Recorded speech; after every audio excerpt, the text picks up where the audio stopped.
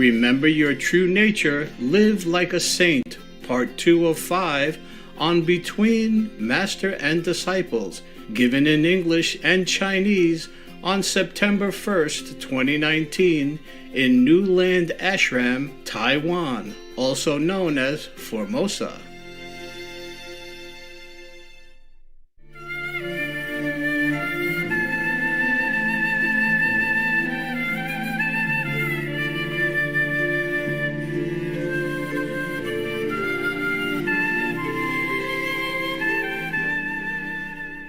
If the physical intercourse between man and woman, you call it sex, I'm shy to mention that word. When I first mentioned it, I was really very shy. But somebody asked me about it. I had to put on a brave face and tell him about why, a long time ago, some years ago.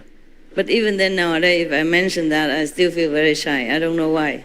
Forgive me if I'm not so brave as you think. I'm not all that brave. I'm not all that very free to talk about anything. It's because I'm your teacher, I have to. But I always try not to mention that if I can. So, if sex is also one of the 84,000 methods to practice, why didn't the Buddha ever mention it? He even told people, try not to follow the lustful temptation. Because he knew it's very dangerous. I told you last time already. And then, suppose you practice with one person, and you might get addicted to that person, and then that person doesn't want to practice with you anymore because some reason, then you might try to get someone else. And then it will be very, very chaotic and troublesome. Not to yourself only, but to other people involved. Yeah.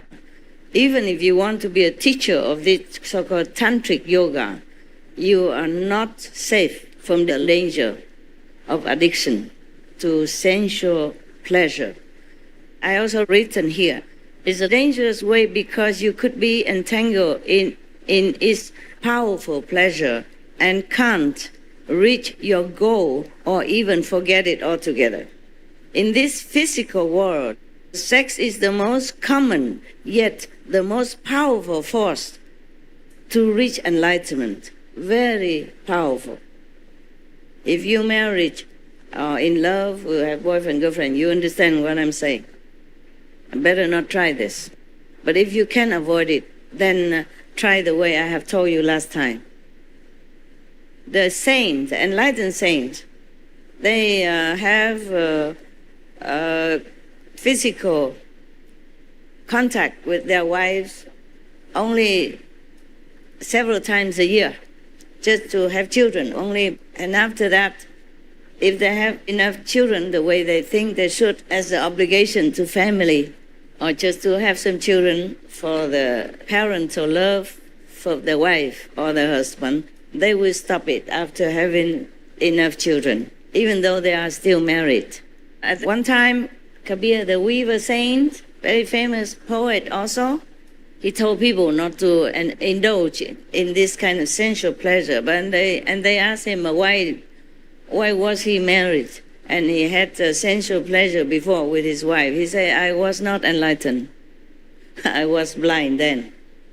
Yeah. So that means after fully enlightened, he and his wife become best friends only. And his wife was also a saint of high order. And she respected him then as a master, just like every other disciple. Sankapaya is one of the most famous saints in India. And you know already, sometimes people say, what's the difference between your wife and my wife? Some of the men ask, we say, she's different. She's different, yeah. And the man, the disciple or maybe nosy people ask, what's the difference? So Kabir says, she obeyed absolutely every one of my commandments, every one of my requests. And you know that. Some story I told you already. If some of you don't know, maybe I repeat just a small portion, yeah? So that person asked, and then he tell Kabir, prove it to me. prove it to me that your wife really listens to everything you ask. So Kabir said to his wife, she's nearby, next to him, say, go out, please, get me some stones. You know, a round stone or any stone. And then she brought it in. He said, now make a fire, put some oil in it, and fry the stone for me. She did exactly just that. Finally, that person, Kapish, understood that Kabir's wife is truly different from other men's wife. And another time, they run out of flour to make chapati. And Kabir sent his wife to the neighboring shop to borrow some flour. But the man, the owner of the shop, fancied Kabir's wife. Yeah, a long time already. He always tried, but he never succeed. This time, because Kabir was short of flour to make chapati for his guests, he has many truth seekers came to his house. And of course, he wants to treat them well. Well, whatever he can. He's just a weaver, you know. He has not earned that much money, even though he has princess as disciple. And the princess gave him 1 diamond, and he did not accept it. But then the princess stuck it under his roof somewhere and say, Master, if ever you need it, please sell it so that you can have some decent lifestyle. So some years later, she asked him, how come you still live like a poor weaver? What happened to the diamond I gave you? He said, wherever you put it, it's still there. Yeah? So he still lives a life of a simple weaver. Whatever he earns, he uses. And whatever he has extra, if somebody come to him in need or visit him, he treat them with that. But that day, too many people came, including some monks. At that time, mostly just monks came visit him. So the monks, of course, had nothing to offer. The monks in India, they go with only 1 staff, 1 bottle, like a god, to get the water. That's it. And then one clothes. One they cover around here, and one they wrap around them. You know, maybe a blanket, maybe a cloth. That's all they have, the Indian monk. The Indian monks that I have seen, okay? The Hindu monks, yeah, and other monks and nuns as well. Same. Even nuns there, they're also like that. Therefore, Kabir has to go borrow some flour.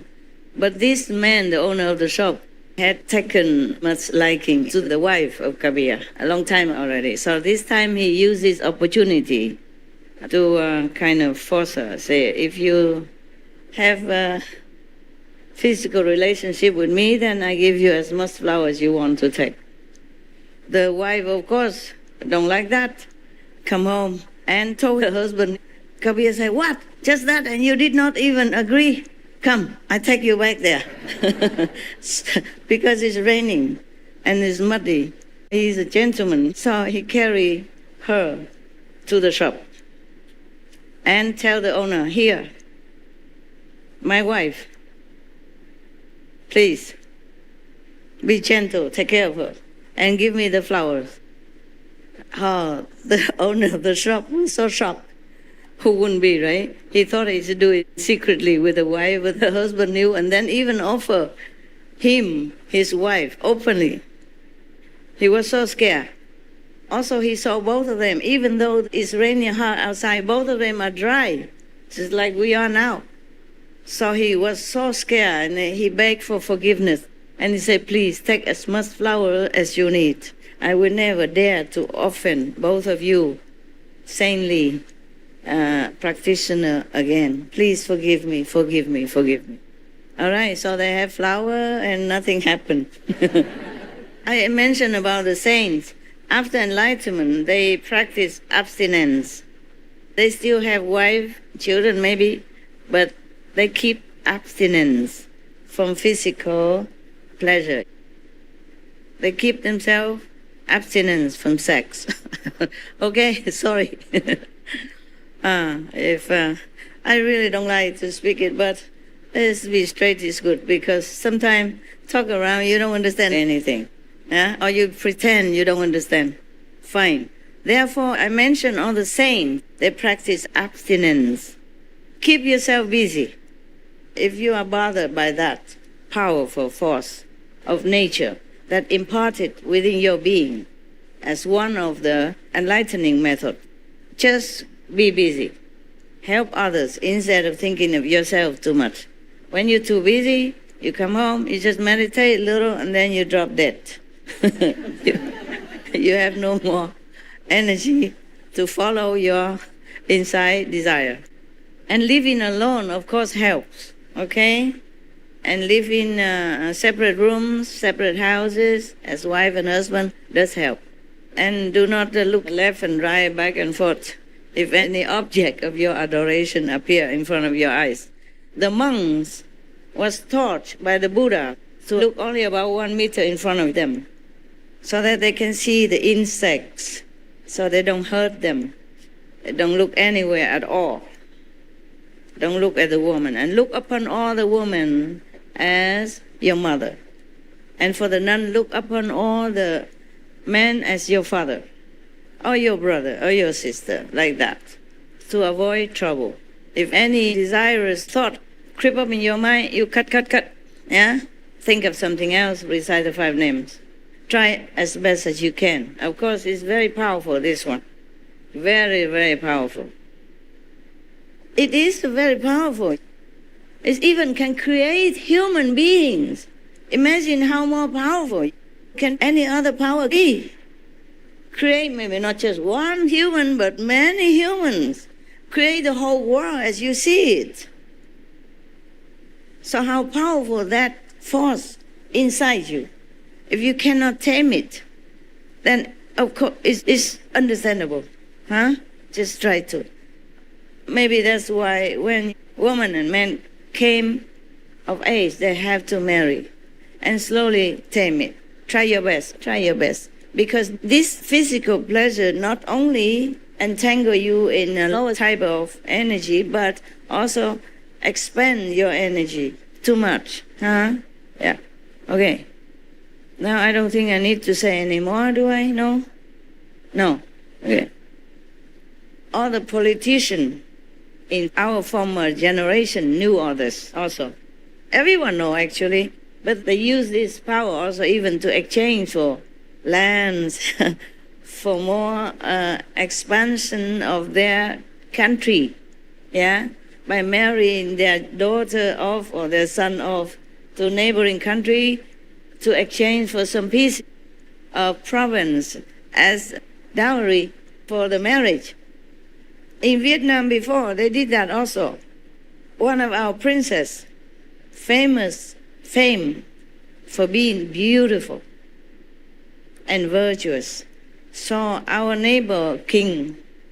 Vietnam before is not all the way from Hanoi all the way to the Cà Mau. No. It was only from on the northern side. Then slowly, with this marriage, we get the central of Vietnam now. And later, some more excuses. It's a long story. You want to hear? Not that long, but I make it short. There was a song about it, yeah, that I sing sometime before Christmas. This princess, absolutely beautiful, out of this world kind of beauty. And she's coming of age already, 16 at the time, and she was in love with the general, the royal general of the guards. But then the king of other country, a neighboring country, maybe threatened to make war. So our king pacified by saying, we should be neighbor, we should be friend instead. I have beautiful princess. The king wanted that. The neighbor king wanted that. He said, unless the princess married to him, he will not let them. At that time, Ta Yue be in peace. So the king offered the princess. And of course, it's a heartbreaking love story for the princess and the general.